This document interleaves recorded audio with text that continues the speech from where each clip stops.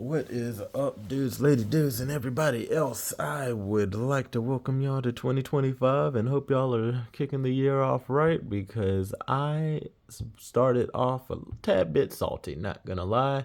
I took a little brainchild project of mine to first of all, I took it to locals and on Friday and Saturday and slowly kept gaining everything I needed until I had it all and literally got the last copy of one card I needed right before the regional started. So I went to Greenville's regional in Greenville, South Carolina this past Sunday, and it was over 300 people. It was 9 rounds, top 48.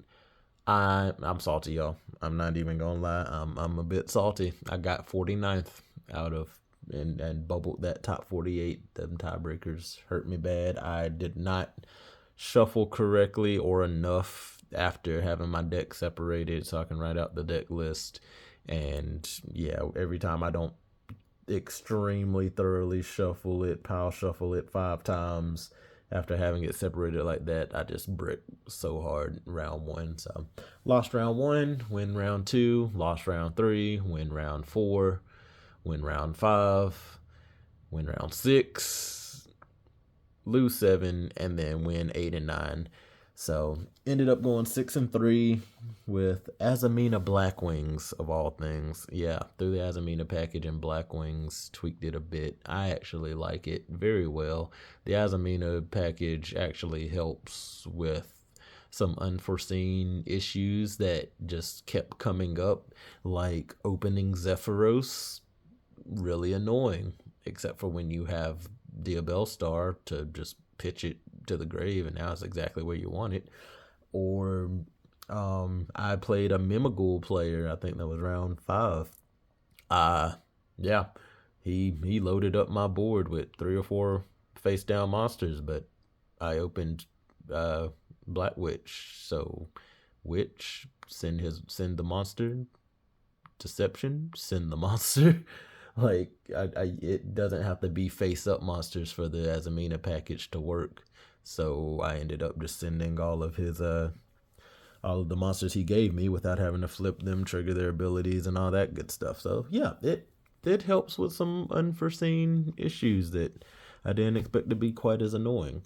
But yeah, we'll get into it. I'll explain the choices. I promise you, this is gonna have some things that make you scratch your head a little bit, or say, yeah, nobody's playing that, or you shouldn't play that. I don't care. I love it. It's been going so well. So, yep, bubbled 49th place. I had to miss the top 48 by not even a point, just a placement, because it was all people with the same score. Tiebreakers just did not work out for me.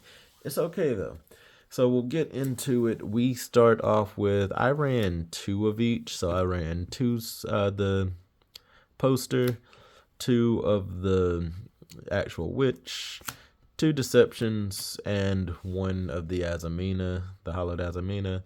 This ratio worked out pretty well, but I would not put it past anybody to want to play 3 wanted poster, 2 1-1, or 3-2-2-1, something like that. This pretty much is always a 1. The rest of these I've seen get changed up depending on what you need, since technically all 3 of them are starters, with this searching this searching this, but this can also search this, so you can skip it, so I like the package worked out pretty well. I might test 3 wanted poster, but I'm not quite sure yet.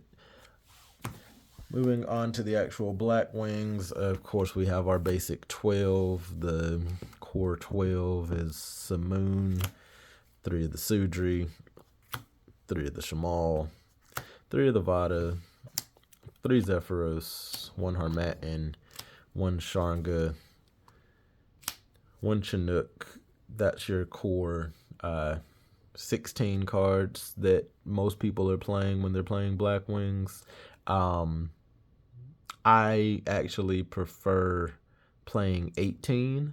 Other decks are playing 18 with the Kunai and Zonda for the Kali Yuga package, but we're not playing Kali Yuga. So instead of playing those two, I actually played just an extra Bora for just level 4 fodder, synchroing with my level 2 tuners that can just special summon themselves, as well as summoning it off of Y-Strix, bounce it with Zephyros, and then resummon it. That also works out well. I could have played Chris, but Chris is hard once per turn on its special summoning itself. Sometimes gets in the way. Like if you want to summon it, bounce it, summon it again, you can't. So, yep, sometimes that got in the way. So Bora worked just fine as just an extra body. And I also played an Oster. Oster actually came in pretty clutch. It gets back, or on summon, it brings back a level 4 or lower Blackwing from the banish pile. Zephyros was stuck in my hand quite a few times, so banishing it off of Simoon and then using the extra summon off of Nathung to summon this, bring it back. It also is 1300, so it still searches everything that Sudri would have searched anyway off that second summon, other than just searching the trap card. So yeah, this came in really clutch, especially going second. They have an Omni Negate up or something like that, and sometimes you just open this or they're gonna wait until you actually get to something significant. But a lot of times against Ryzeal, they have the detonator up, and you can actually go activate Simoon. Like if you open Simoon, something else, and this, or you small world to search this, whatever it may be, you get to Simoon and this. Simoon, banish something, get the whirlwind, summon, don't activate the whirlwind. Normal summon this, no effect. Synchro these two levels to level 10, make full armor master. And now if you go banish this to put counters on all of their stuff, they pretty much, you just get the free take. And if they try to, and they can't pop the full armor master with detonator when you try to take. And if you activate something else and they try to activate the effect, he's going to get the counter anyway. A lot of the times they activate a monster effect to try to stop this, which means they're going to get that counter anyway. So Oster came in very clutch. I recommend more people try it out. It's pretty useful. Plus, I just like that pineapple bird. Moving on to the rest of the deck. The hand traps, we played Magnamut, Druis Worm, and Baldrake. Played 3 Ash and 3 Imperm. We just main decked the 9. We didn't do any crazy extra, and it worked out fine. There wasn't many times where I was like, darn, I wish I had a hand trap here, because one hand trap ain't enough a lot of the times. Sometimes 2 ain't even enough, depending on who you're playing against and what their hand was. So, of course, we have 3 small worlds. We have the 2 whirlwinds. I actually play 2 copies of the Feather Whirlwind. I know most Blackwing players are saying, no, you only need 1. You need 2. There were so many times where I opened, when I was only playing 1, and I would open it, and Shamal, you just can't pitch it from the hand in order to get it into the grave, to banish it, to get your Sudri back, to get that actual combo doing what you want it to do. So if you open this and can't pitch the Shamal, you're missing out on just a whole extra loop of normal summoning by bouncing the Sudri, summoning the Nathung, summon the Sudri again. So playing 2 of these is definitely my preferred choice. And it stacks, so it's a soft once per turn. I actually won my last round in time against Malice because I opened 1 Simoon and a Blackwing and was able to play full combo, but also have 2 of these by getting 1 off of Sudri and the 1 I opened. And that just totally snowballed out of control for my opponent to be able to stop me. I was able to make the Blackwing Dragon against Malice, and going into game 3 and in time, I was able to use these to circumvent any interruptions they had by keep bringing back my monsters. Blackwing Dragon was able to absorb 3 counters by having Zephyros, Sudri, and Shamal activate. And having this extra one brought back the extra monster I needed, because he used his Malice cards to banish both Shamals out of my grave.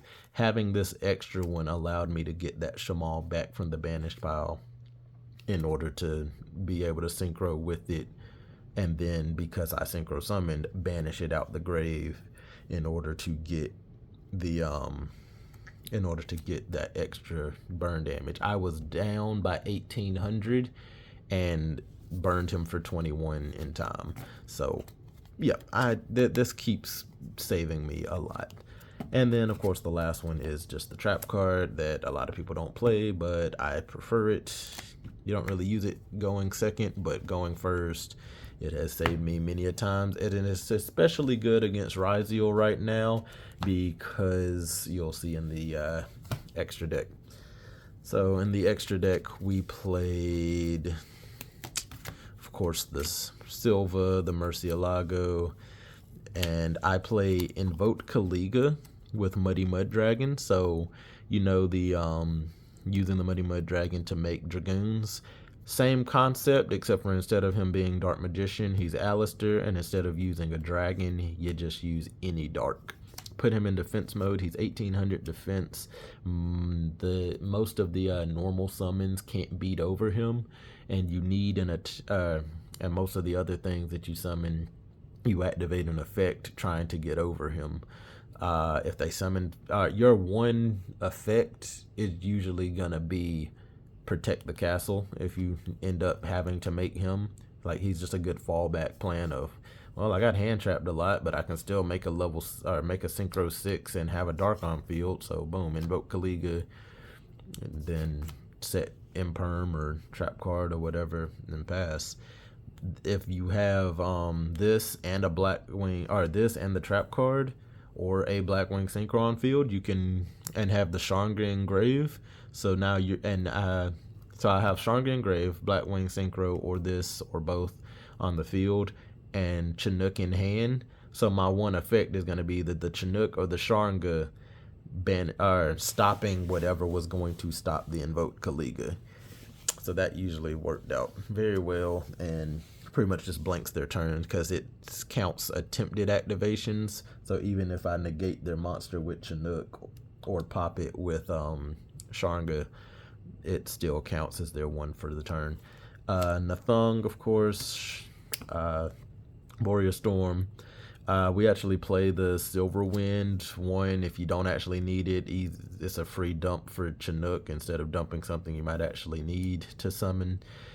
And then also, this is very good against Ryziels using the trap card. They get 2 monsters on board, and before they can Xyz summon, you Twin Shadow summon this, Chainlink 1 this, Chainlink 2 the Feather Whirlwind to bring something back. This will pop both of their monsters because their defense is less than his attack. And yeah, that blanks their turn pretty heavily. It also does well against the Fiendsmith engine. You just wait until they get to the point where they have the 2 on board that they're going to either want to Necro Equip Princess, or they're going to want to fusion off. And yeah, you just pop both of those. Destruction is not good right now, but destroying them before they even make detonator doesn't even matter. But yeah, and this also just keeps these link decks off of having multiple monsters in order for them to link climb. Splash Mage and Malice brings back something, or they get the 2 Malice monsters on board that they were gonna link off. Before they can link, you just, on resolution of that summon this, pop 2 cards. Really good at just keeping them off of bodies. Xyz and link-based decks, you really just want to keep them off of having bodies on board. So this helps with that. Sharnga helps with that. We also have the Ghost Rare Blackwing Dragon. We have the Draco Berserker Tenyi. We have the Blackwing Full Armor Master, Bestial Dissipator, 2 copies of the Burn Dragon, the Assault Dragon, a Y-Strix, and a SP Little Knight. These this is clutch. You make going first game one. You make two of these against Ryziel when they haven't sided in the things that would out him, like Book of Eclipse. Yeah, you make two of these and they're pretty much cooked. They do not get to anything significant before the burn damage kills them too low to actually play the game, because they're going to start at 7,200 with Nathung's burn, and then they have 5 effects they can activate before they're down to their last, I think their last 200, something like that, and they just won't be able to summon. So very helpful, very useful. I very much enjoy the Burn Dragon in this format. Same thing with Malice. There are so many effects that they have to activate before they get to any kind of useful cards on the board, or any kind of threatening cards on the board. They're gonna burn themselves out way too fast. So Blackwing Assault Dragon is very clutch right now, very, very oppressive.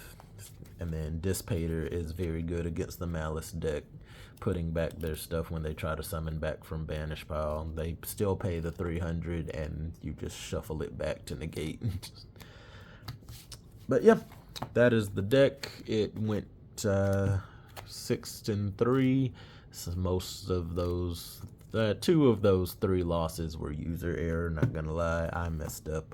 I had a couple of misplays, so can't really complain too much about that. I just gotta focus a little more and not misplay. But I hope y'all like the deck. Like, comment, subscribe. Let me know what y'all think, what y'all want to see next. I'm planning on starting to do some dueling book recordings and like a Let's Build series, and I will go through the deck or go through the list and actually show you how I put things together if you need help deck building. And if you want to request a deck, then I will also work on showing you how I would put that deck together as well. Whatever kind of interactions y'all want to see from me, I will gladly try to make that work. But again, that's Cheshire Gengar showing you Blackwing Gazamina's bubbled a regional.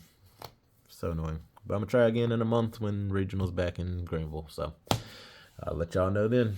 Peace.